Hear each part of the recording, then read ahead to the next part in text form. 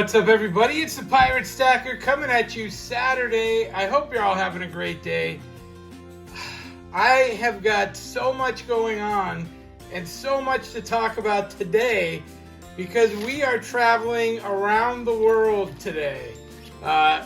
We are going to be showing some stuff off from all over the place, courtesy of my son, Zach. So shout out to him. He just did an amazing trip, brought me back some amazing coins, and truthfully I may have to break this video up because I have stuff everywhere, but you do see some shot glasses that are hanging out here. We better take a shot. Let's get that out of the way first. Actually, first let me get a shout out to Collector Rick. Collector Rick sent me a couple of very cool stamps and a couple of silver dimes for some swag. Very cool of you, my friend, and I'm going to definitely throw that in. We will get some swag packs out Monday. That's very cool. I need to get a shout out to my pal, Stamos James. Yes. It's been a while. I don't do these very often. Dude just randomly dropped a 20 euro super chat on me this last week, and you know, I gotta reciprocate a little something, a little love for my friend. So shout out to Stamos, thank you, or Stamos James. He's been watching a long time. Thank you for the super chat, my friend. Cheers to you. Bottoms up.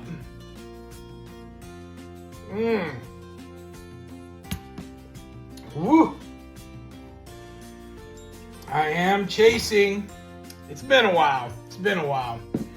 All right, let's jump into this because there is so much to see. I started going through it. My boy took a trip, brought me back the stuff I love, the things he knows I like. Shot glasses are very cool, and we will see where it's from where. Well, there you go, Vietnam, right there on that one. This one made in, you know, my eyes are terrible. There we go. We got a Korea. So this must be a Japan. Looks Japanese. Very awesome. Can you guess where his trip took him? Yes. So I'm going to try and do these all in batches. I'm going to save this one because let's get through some of the others first. This is just a lot of fun. All right, let's start here. Korea. This is really neat. Was this a Korean? Nope, that's a Japan. Was this a Korean? It is. Okay. So he wrote me a note, which was cool because it is very helpful. We've got a Bank of Korea note. Very cool. 1,000 won. And it's neat too because you can see the strips, the metal strip right in them. That's a neat paper. And this one right here, now this was also very cool. This one was a coin he picked up. Now they told him this was a fake coin, so not the authentic. It looks like it's supposed to be a 1921. And I'm gonna have to do some research on it, but look at how pretty that coin is. Very nice. I don't know which side is up. I would think this way with the wreaths going up. It's just a beautiful piece with a big fat emperor on it. You know, that is neat. And this is fun because it gives me stuff to research. And he may even have said, bought it in the coin shop, she said, blah, blah, blah. So, yeah, it looks like NGC was what he was saying, which I think so too. And that is a very neat little piece. Now, have you ever been to South Korea? I have not, nowhere even close to that. And so that's very cool. A couple pieces from there. Let's move on to the next thing, and these are going to go in my book, and I've got a special cigar box with stuff from my son, lighters, things of that nature. Let's slide this over. And let's move on to Japan. Check that out. And that has a really cool holographic face down there. Really neat. Really beautiful note. 1,000 yen. Nippon Ginkgo. I don't know what any of that means, but it is a 1,000 yen. Very nice bill. And this has some great stuff here. This coin is circa 1835, and this goes back to the class system. This is a brass coin, and you can see it's got some green toning to it. This to me is like the old samurai style coins. Now several of these may be replicas, and I don't know how to tell which is aged intentionally, which is a replica, which is authentic. So we're gonna have to do some digging on that. We've got some other cool pieces, some other coinage here from Japan, and they have really neat looking money. It's pretty awesome. And they have a $3 US coin, a 500 yen. That must be this guy right here he's talking about. Worth $3 US. 100 yen, 1 yen. I assume these are all yens. And they've got more here. There we go, a 10 and a 50. And coins with holes in them are just kind of cool anyway, I think. So they're pretty neat. And you can see these are modern. So there's probably not any real numismatic value in those, but they're just a neat piece. Now this coin is interesting, and this one's really stunning. I don't know what it is. I don't know what 3,800 costs. It says it's a 50 sen or sen, but you can see the detail on that is really nice. So this is a very cool coin. Again, I don't know if it's original or a replica. I don't know if this was in circulation at one time or not. Looks like a dragon's head on it. Maybe that's just me. I don't know, it's pretty cool. So this gives me some really neat stuff to look into. And he wrote me up some scripts on these, and of course I read them, it goes right out my head. No wonder the gosh vending machines are so popular. Oh, okay. These coins are big dough. So this is worth $3 US, and they use these in the vending machines. So kind of interesting. Neat story on that one. This Vietnam bundle is, let's get into it. Let's just tear in to all of this. And it looks like he had some definite time on his hands in Vietnam. And we're gonna pull it out and check it out for ourselves. We will definitely do a deep dive on these coins. And he gives me some explanations. Not used. So he's saying here, coins are not typically used in Vietnam because the denominations are so low.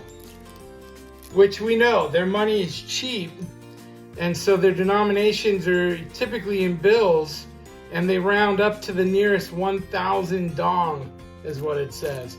So kind of interesting, Vietnam being a country, they don't have a lot of value in their stuff, and so they end up using currency mainly.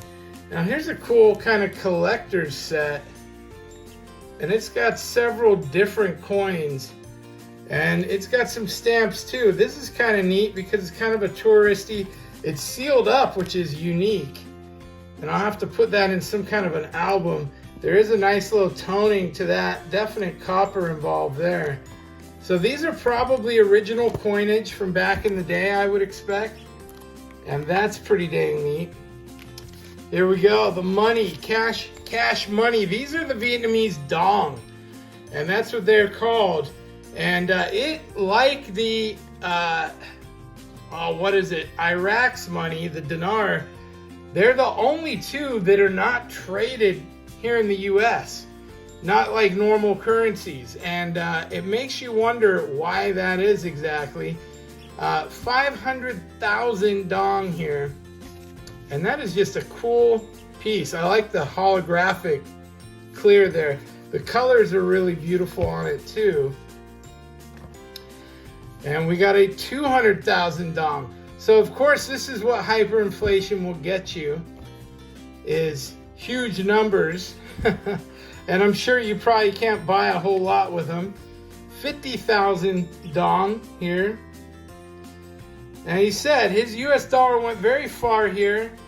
So they were having fun doing spas and getting drinks. So that's very cool. 22,000 dong is around $1 US. So you're talking about this, their 20,000 dong is $1 US. So that's pretty wild. And he's saying he got pork skewers for around $70 US each. So you're talking about, I don't know, maybe 15,000 dong for your pork skewers, 70 cents. Here's a 10,000. Now this one's interesting because it's only one-sided. And we got the 5,000. And of course these probably don't get that much use. I'm actually impressed he found these smaller notes. 2,000. And we got a 1,000. So there you go. There's your dong if you need it. Very cool. The red sack. This is from a Buddhist monastery. There we go. That's kind of cool. And that is... oh, it's from a temple. And it will look cool in my treasure chest. And it's got some little papers there that is with that coin. So that's kind of neat in a little bag. I'm going to keep it sealed up. It's just kind of some cool memorabilia. Let's look at some coins. And what's neat is there's some big ones. And again, he wasn't sure what's authentic, what's not, what's replicas. Of course, you know, a poorer country, you just never know what they got going on over there. And like this, I can already tell you is aluminum. Very, very light. So you can tell that that one's aluminum. This one's got a little heft to it. Looks like a 1986. Kind of neat. 20 dong. So that would be a very small denomination. Another aluminum, 5 hao. And I'm guessing that part of these would be maybe North Vietnam versus South Vietnam, where they were controlled, and what their currencies were, dong being one side and maybe that hao being the other. Now this is interesting. It's 1 piastra, Indo-Chinese Federation. And piastra, I'm thinking, is French. Yeah, Union Française. What an interesting scenario. 1 dong, another aluminum coin. So it's just kind of that neat little bit of history. 200 sen, 5,000. This one's got a little weight to it. Again, some cool coinage. We'll definitely have to look it up. We're going to keep it all together rather than throwing this in the treasure chest. Definitely feel like I need to wash my hands. Here we go, another Française, so French one, and another French one here. So interesting. Now I do know France tried to conquer one half of Vietnam at one point. 10 dong, 20 cent. Pretty dang cool. So that's my around the world. Korea, Japan, Vietnam. Big shout out to my son. I'm burping up my crown, but big shout out to Stamos James again on the super chat. Thank you, sir. I hope you enjoyed the show. A little bit of everything here. We will do a deep dive in the future. Thank you guys for watching. We will see you next time. Please like and subscribe. That's it for today. Pirate out. Arghhhhh.